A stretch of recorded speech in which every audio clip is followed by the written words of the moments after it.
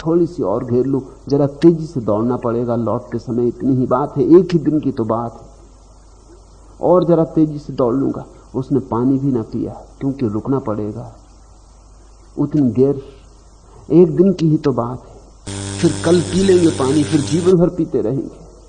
उस दिन उसने खाना भी न खाया, रास्ते में उसने खाना भी फेंक दिया, पानी भी फेंक दिया, क्योंकि उनका वजन भी ढोना पड़ रहा है, इसलिए दौड़ ठीक से नहीं हो पा रही। उसने अपना कोट भी उतार दिया, अपनी टोपी भी उतार दी, जितना निर्भर हो सकता था हो गया। 1 बज गया, लेकिन लौटने का मन नहीं होता, क्योंकि आगे और सुंदर भूमि आती चली जाती, मगर फिर लौटना ही पड़ा। 2 बजे तक तो लौटा। अब घबराया, सारी ताकत लगाई, लेकिन ताकत तो चुकने के करीब आ गई थी। सुबह से दौड़ रहा था, हाँप रहा था, घबरा रहा था कि पहुंच पाऊंगा सूरज डूबते तक कि नहीं। सारी ताकत लगा दी, पागल होकर दौड़ा, सब दांव पे लगा दिया, और सूरज डूबने लगा। ज्यादा दूरी भी नहीं रह गई, लोग दिखाई पड़ने लगे, गांव के लोग खड़े हैं और आवाज दे रहे हैं कि आ जाओ आ जाओ, उत्साह दे रहे हैं, भागे आओ। अजीब सीधे साधे लोग हैं। सोचने लगा मन में, इनको तो सोचना चाहिए कि मैं मर ही जाऊं, तो इनको धन भी मिल जाए और जमीन भी ना जाए, मगर वो बड़ा उत्साह दे रहे हैं कि भागे आओ। उसने आखिरी दम लगा दी, भागा भागा भागा, सूरज डूबने लगा, इधर सूरज डूब रहा है, उधर भाग रहा है। सूरज डूब के बस जाके गिर पड़ा। कुछ 5-7 गज की दूरी रह गई, घसटने लगा। अभी सूरज की आखिरी कोर क्षितिज पर रह गई, घसटने लगा। और जब उसका हाथ उस जमीन के टुकड़े पर पहुंचा जहां से भागा था, उस खूंटी पर, सूरज डूब गया। वहां सूरज डूबा, यहां यह आदमी भी मर गया। इतनी मेहनत कर ली, शायद हृदय का दौरा पड़ गया। और सारे गांव के सीधे साधे लोग जिनको वो समझता था हंसने लगे और एक दूसरे से बात करने लगे। ये पागल आदमी आते ही जाते, इस तरह के पागल लोग आते रहते, ये कोई नई घटना न थी। अक्सर लोग आ जाते थे खबरें सुनकर और इसी तरह मरते थे। यह कोई अपवाद नहीं था, यही नियम था। अब तक ऐसा एक भी आदमी नहीं आया था जो घेर के जमीन का मालिक बन पाया। यह कहानी तुम्हारी कहानी, तुम्हारी जिंदगी की कहानी, सबकी जिंदगी की कहानी। यही तो तुम कर रहे हो, दौड़ रहे हो कि कितनी जमीन घेर ले। 12 भी बज जाते, दोपहर भी आ जाती, लौटने का भी समय होने लगता, मगर थोड़ा और दौड़ ले। न भूख की फिक्र है, न प्यास की फिक्र है। जीने का समय कहां है? पहले जमीन घेर ले, पहले तिजोरी भर ले, पहले बैंक में रुपया इकट्ठा हो जाए, फिर जी लेंगे, फिर बाद में जी लेंगे। एक ही दिन का तो मामला है। और कभी कोई नहीं जी पाता। गरीब मर जाते हैं भूखे, अमीर मर जाते हैं भूखे, कभी कोई नहीं जी पाता। जीने के लिए थोड़ा विश्रांति चाहिए, जीने के लिए थोड़ी समझ चाहिए। जीवन मुफ्त नहीं मिलता, बोध चाहिए। सिर्फ बुद्ध पुरुष जी पाते, उनके जीवन में एक प्रसाद होता है, एक लयबद्धता होती, एक छंद होता है। वे जी पाते हैं क्योंकि वे दौड़ते नहीं। वे जी पाते हैं क्योंकि वे ठहर गए। वे जी पाते हैं क्योंकि उनका चित्त अब चंचल नहीं। इस संसार में जमीन घेर के करेंगे क्या? इस संसार का सब यहीं पड़ा रह जाएगा। न हम कुछ लेकर आते हैं, न कुछ हम लेकर जाएंगे। पगड़ी सीधी करो, घोड़ों से उतरो, फौज फांटे को नमस्कार लो। समय है, अभी रुक जाओ। मत कहो कि कल, मत कहो कि परसों, क्योंकि कल कभी आता नहीं। 2-2 दीपक जोए सुमंजर पौढ़ते। जहां एक दिए के जलाने से काम हो जाता, वहां अपने महलों में 2-2 दीपक जलाते थे। 2-2 दीपक जोए सुमंजर पौढ़ते, नारी सेती ने पलक नहीं छोड़ते। जिन्होंने पल भर को अपनी प्रेसी, अपनी पत्नी को नहीं छोड़ा था, पल भर को नहीं छोड़ते थे, पलक नहीं झपते थे, तेल फुले लगाए कि काया चाम की, कि चमड़े की, देह पर खूब तेल फुले लगाते थे।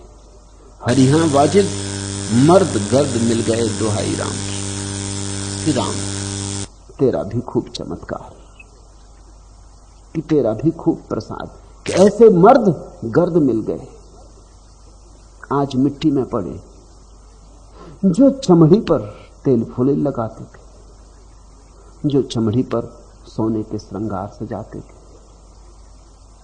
जहां एक दिए से काम चल जाता वहां 2 दिए जलाते थे, जिनके महलों में सदा दिवाली होती रहती, जो अपने प्रेमियों से क्षण भर को ना बिछड़ते थे, वे गए, कहां गए? हरिहा वाजिद मर्द गर्द मिल गए दुहाई राम की। वे बड़े मर्द, बड़े हिम्मतवर लोग, बड़े जानदार लोग, बड़े शानदार लोग, गौरव गरिमा वाले लोग सब मिट्टी में मिल गए। आखिर में तू सबको मिट्टी में मिला देता है।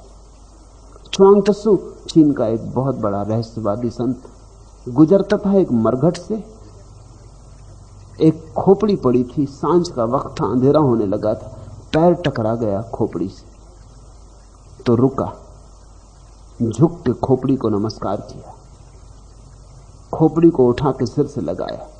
उसके शिष्यों ने कहा, आप विक्षिप्त तो नहीं हो गए, आप ये क्या कर रहे हैं? उसने कहा, पागलो, तुम्हें पता नहीं, कोई छोटे लोगों का मरघट नहीं, यहां इस मरघट में सिर्फ बड़े बड़े सम्राट, बड़े वजीर, बड़े धनपति, ये बड़े लोगों का मरघट है। ये खोपड़ी किसी बड़े आदमी की खोपड़ी, अगर ये जिंदा होता और मेरा पैर इसके सिर में लग जाता तो आज अपनी दुर्गति हो जाती। ये तो मौके की बात है कि ये मौजूद नहीं, मगर खोपड़ी बड़े आदमी की, इसलिए नमस्कार कर रहा हूं, इसलिए क्षमा मांग रहा हूं। वो मजाक कर रहा है, वो उस खोपड़ी को अपने साथ ले आया, फिर जिंदगी भर वो खोपड़ी उसके पास ही रही। बैठता तो खोपड़ी पास रख के बैठता, रात सोता तो खोपड़ी उसके बिस्तर के पास रखी रहती। लोग आते तो वो पूछते, ये खोपड़ी किस लिए रखी? तो वो कहता, ताकि मुझे याद रहे, ताकि मैं भूलू ना, बिसरू ना, कि ऐसी ही एक दिन मेरी खोपड़ी भी मरघट में पड़ी होगी, राह चलते लोगों के पैर लगेंगे। इस खोपड़ी ने मुझे खूब ज्ञान दिया है।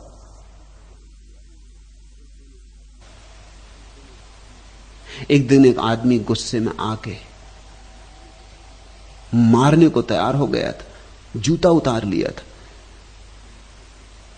मैंने खोपड़ी की तरफ देखा और मुझे हंसी आ गई।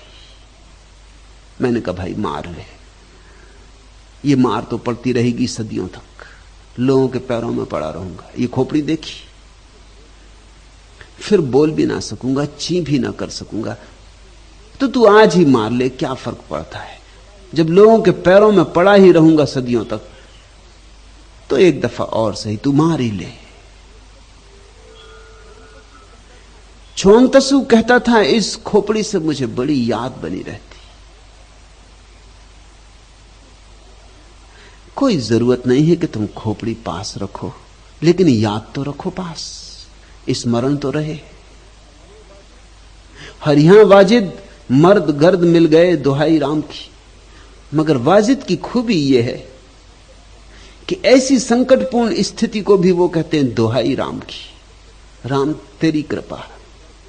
मर्दों को भी गर्द में मिला दिया। क्यों इसे कहते हैं राम की कृपा? इसलिए कहते हैं कि ये तेरे चेताने का उपाय है, ये तेरा जगाने का ढंग। फिर भी मूढ़ों को कोई क्या कहे, फिर भी नहीं जागते लोग। लोग ऐसे सोए हैं कि मौत चारों तरफ नाचती रहती, तांडव करती रहती, फिर भी उन्हें होश नहीं आता। जागो, मौत पास आती जाती, किसी भी घड़ी पकड़ लेगी और मर्द गर्द में मिल जाएंगे। एक बार इस मौत को तुम जीवन का अनिवार्य अंग मान के अंगीकार करो और तुम्हारी जिंदगी तत्क्षण बदलनी शुरू हो जाएगी, क्योंकि फिर तुम और ढंग से उठोगे और ढंग से बैठोगे। फिर तुम कोई गाली दे जाएगा तो क्रोध ना करोगे, क्या सार है। फिर तुम हार जाओगे तो दुखी ना होगे। फिर तुम जीत के लिए दीवाने ना होगे। फिर सफलता आए कि विफलता सब बराबर मालूम होगी। तुम एक तरह के सम्यक्त में प्रविष्ट हो जाओगे। तुम्हारे भीतर समता का फूल खिलने लगेगा। दुख आए तो दुख, सुख आए तो सुख, तुम साक्षी बने देखते रहोगे। जहां मौत ही आनी है वहां क्या फर्क पड़ता है कि 2 दिन इत्र फुलेल लगाया कि नहीं लगाया, कि बहुमूल वस्त्र पहने कि नहीं पहने, कि महलों में विराजे कि नहीं विराजे, क्या फर्क पड़ता है। विराजे तो ठीक, नहीं विराजे तो ठीक। महल में रहे तो और झोपड़े में रहे तो तुम्हें अंतर ना पड़ेगा। और मैं तुमसे ये नहीं कह रहा हूं कि तुम महलों में रहते हो तो भाग जाओ छोड़कर। मैं तुमसे ये भी नहीं कह रहा हूं कि तुम झोपड़े बना लो और झोपड़ों में रहो। मैं तुमसे सिर्फ इतना ही कह रहा हूं कि झोपड़े में रहो कि महल में एक बात याद रखो कि झोपड़े में भी मौत घटती है, महल में भी मौत घटती है। मौत के लिए कोई दरवाजा बंद नहीं, मौत के लिए सब तरफ द्वार है। इसलिए महल में भी ऐसे रहो जैसे धर्मशाला में रहते हो, और झोपड़े में भी ऐसे रहो जैसे धर्मशाला में रहते हो। सराय में रहने की कला, संसार में रहने की कला है। सिर पर लंबा केस चले गज चाल सी। अद्भुत लोग थे, मस्त लोग थे, मस्त हाथियों जैसे चलते थे। सिर पर लंबा केस चले गज चाल सी, हाथ गया शमशेर ढलकती ढाल सी। हाथों में नंगी तलवारें थी और ढालें थी, मगर मौत का हमला हुआ तो न तलवारें काम आती हैं न ढालें काम आती। और जब मौत का हमला होता है तो हाथी भी ऐसे गिर जाते हैं जैसे चूहे गिर जाते हैं। क्या फर्क है। अकड़ तो चूहों में भी होती, कोई चूहे में कम अकड़ नहीं होती हाथी से। मैंने सुना है कि एक चूहा अपने बिल से निकला, सामने ही एक हाथी खड़ा था।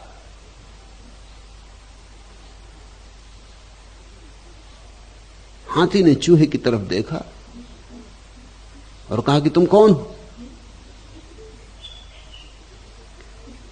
इतने छोटे, इतने ओछे, इस छोटे से छेद में समा गए। तुम्हारा होना ना होने के बराबर। चूहे ने कहा माफ करिए, बात ऐसी नहीं, कुछ दिनों से मेरी तबीयत खराब है,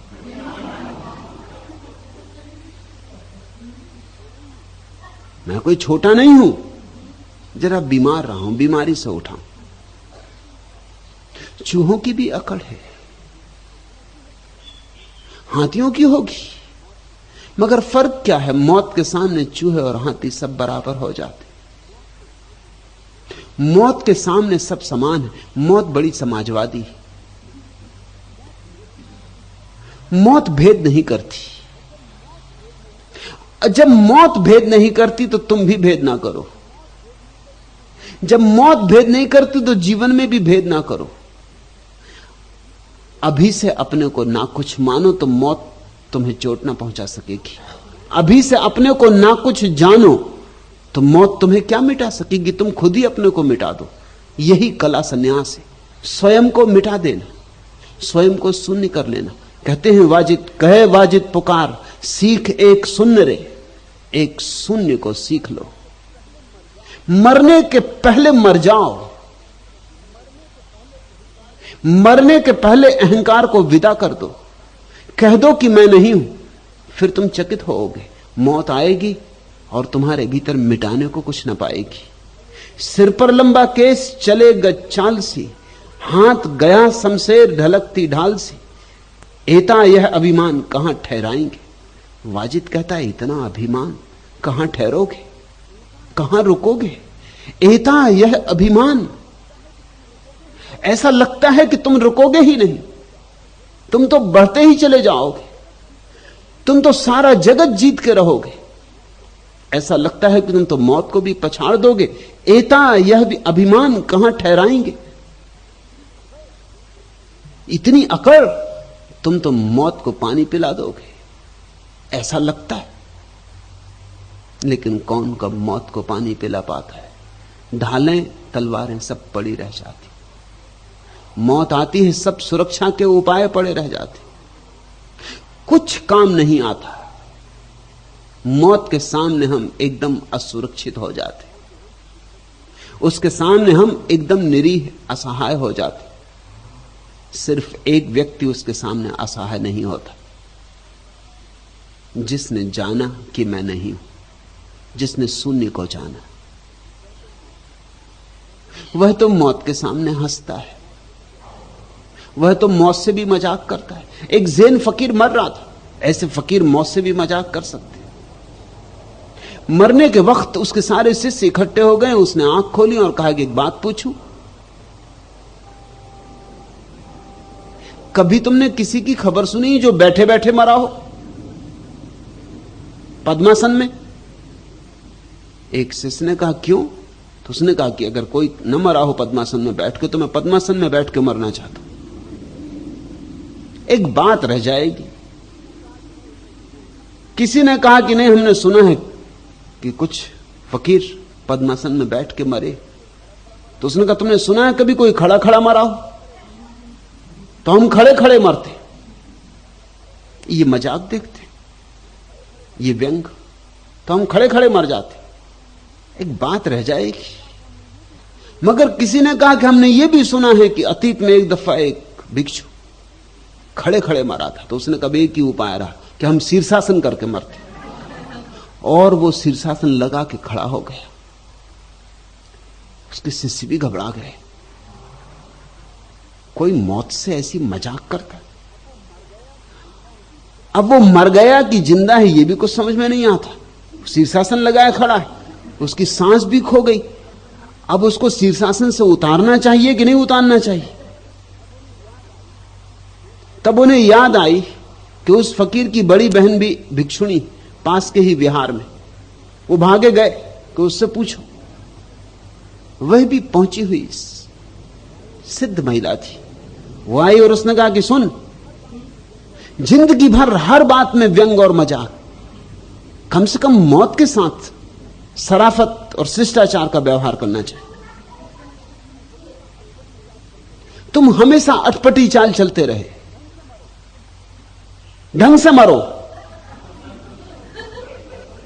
तो फकीर उछल के बैठ गया। उसने कहा तो ठीक है, फिर ढंग से मरे जाते। बहन ये कह के चली गई और फकीर ढंग से मर गया, लेट गया बिस्तर पर जैसे मरना चाहिए, मर गया। ये बहन भी अद्भुत रही होगी जिसने कहा ढंग से मरो, ये कोई बात है? जैसे मौत कोई बात ही नहीं, ना फकीर को कोई बात है, ना उसकी बहन को कोई बात है। मौत कोई बात ही नहीं। एक शिष्टाचार तो रखो कम से कम। मृत्यु के साथ भी व्यंग हो सकता है, मगर तभी जब तुम मरने के पहले मर चुके हो। मरने के पहले मर जाना संन्यास है। मरने के पहले जान लेना कि जो मरेगा वह मरा ही हुआ है। मरने के पहले पहचान लेना कि जो मरण धर्मा है उसकी ही मृत्यु होगी, और जो अमृत है उसकी कभी कोई मृत्यु नहीं होती। और मेरे भीतर दोनों है, जो मरण धर्मा है, जो पृथ्वी से मिला है वो पृथ्वी में वापस चला जाएगा, और जो अमृत है उसकी कहीं मृत्यु होती। मैं वही हूं, अमृतस्य पुत्र, अमृत के पुत्र हो। तो ऐसी पहचान चाहिए। उपनिषद के वचन कंठस्थ कर लेने से नहीं अनुभव आ जाएगा। ऐसे बैठ के दोहराते रहे अमृतस्य पुत्र, अमृतस्य पुत्र, कुछ भी ना होगा। मौत आएगी और सब भूल जाओगे, चौकड़ी भूल जाओगे, याद ही ना रहेगा उपनिषद। एकदम घबरा जाओगे, देह को पकड़ने लगोगे, कपने लगोगे। शास्त्र पढ़ने से नहीं होगा, स्वयं का साक्षात्कार चाहिए। एता यह अभिमान कहां ठहराएंगे, हरिया वाजिद ज्यों तीतर को बाज झपट ले जाएंगे। सीधे साधे आदमी हैं वाजिद, वो कहते हैं कि एता अभिमान कहां ठहरोगे, और पता है तुम्हें ज्यों तीतर को बाज झपट ले जाएंगे, जैसे बाज पक्षी तीतर को कभी भी झटक के ले जाए, कभी भी पकड़ के ले जाए, ऐसी ही मौत आएगी बाज की तरह और तीतर की तरह हो जाओगे, झपट के ले जाएगी, उसके पंजे में पड़ोगे। छोड़ो भी यह अभिमान। मौत के रहते भी मनुष्य अभिमानी है, यह आश्चर्य है। अगर मौत न होती तो दुनिया का क्या हाल होता कहना मुश्किल है। अगर मौत न होती तो कैसा भयंकर अभिमान होता दुनिया में कहना मुश्किल है। मौत है फिर भी अभिमान है, अकड़ है। मौत को झुटला के भुला के आदमी अकड़ा चला जाता है।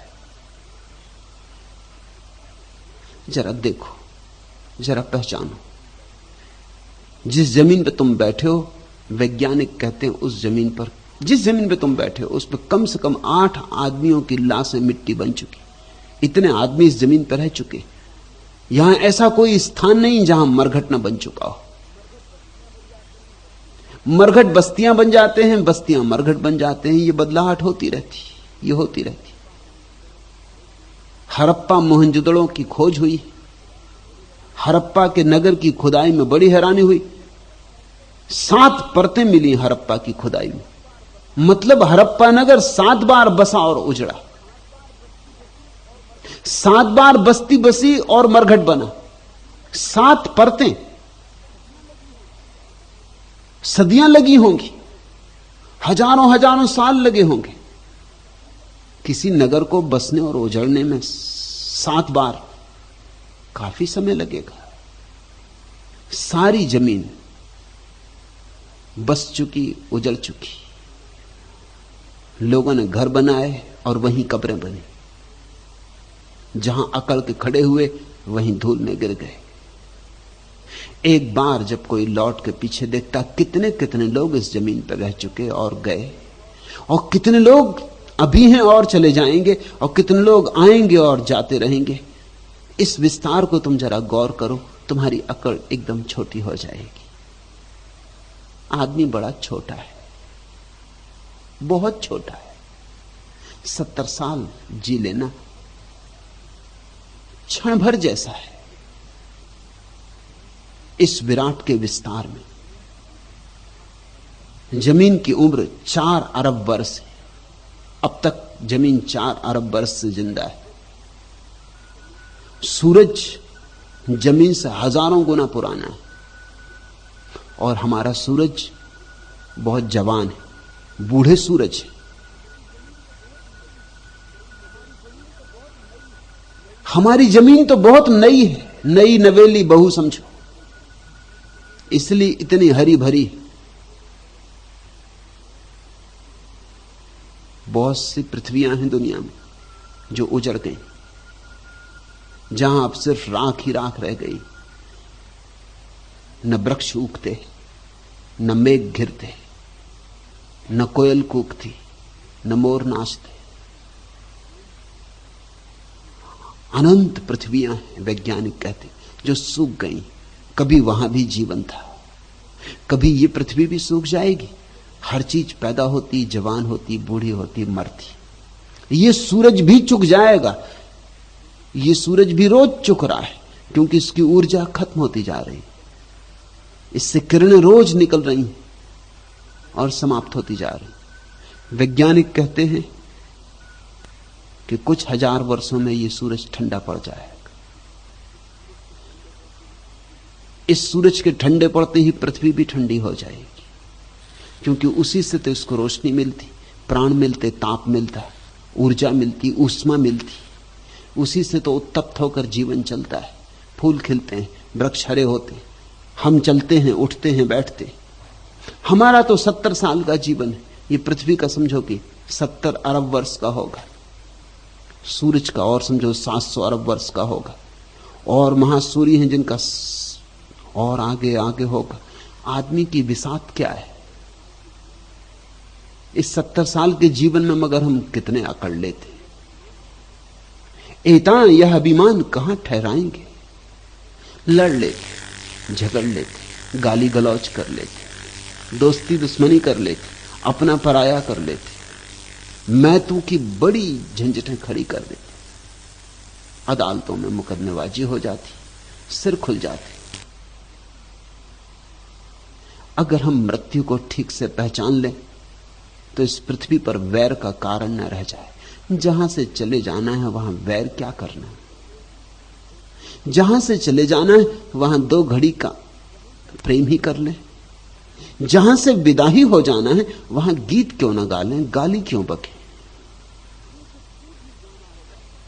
जिनसे छूट ही जाना होगा सदा को, उनके और अपने बीच दुर्भाव क्यों पैदा करें। कांटे क्यों बोएं, थोड़े फूल उगा लें, थोड़ा उत्सव मना लें, थोड़े दिए जला लें। इसी को मैं धर्म कहता हूं।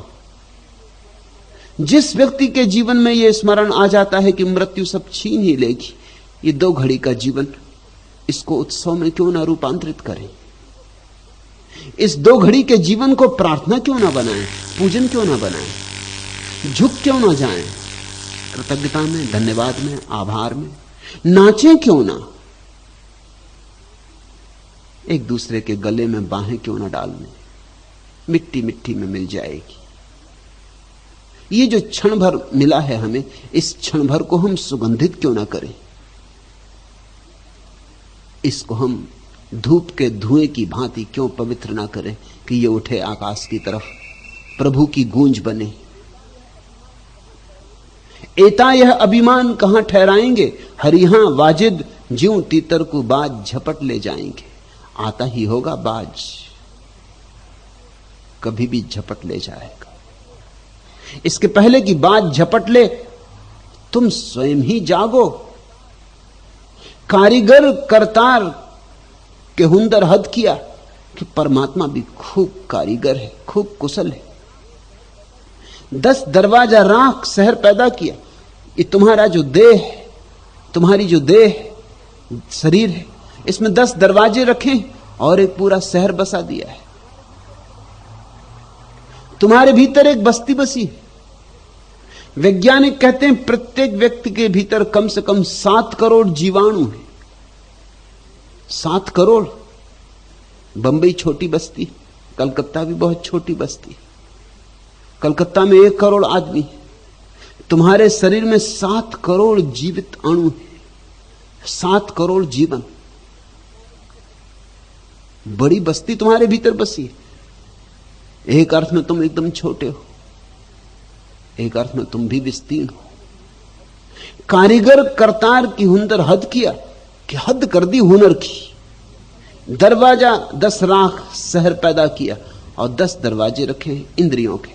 5 कर्म इंद्रियां, 5 ज्ञान इंद्रियां, ये दरवाजे रखे। इन्हीं दरवाजों से तुम जीवन से संबंध बनाते हो और इन्हीं दरवाजों से एक दिन मौत आएगी।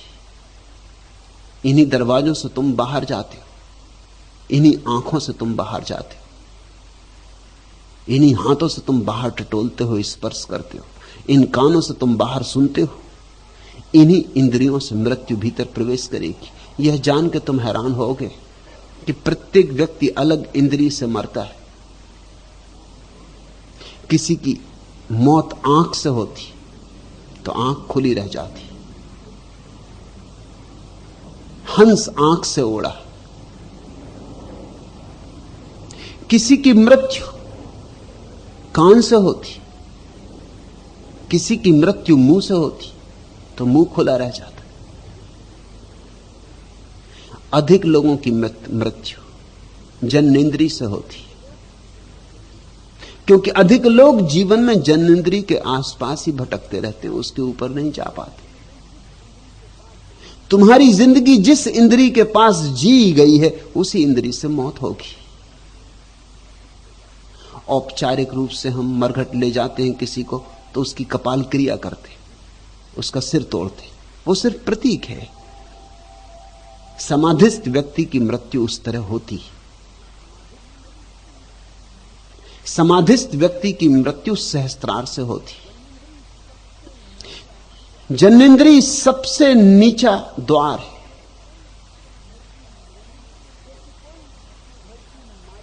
जैसे कोई अपने घर की नाली में से प्रवेश करके बाहर निकले।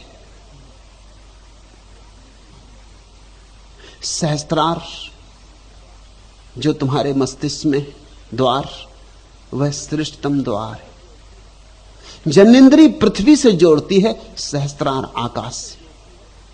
जन्नेन्द्रिय देह से जोड़ती है, सहस्त्रार आत्मा से। जो लोग समाधिस्थ हो गए, जिन्होंने ध्यान को अनुभव किया है, जो बुद्धत्व को उपलब्ध हुए, उनकी मृत्यु सहस्त्रार से होती।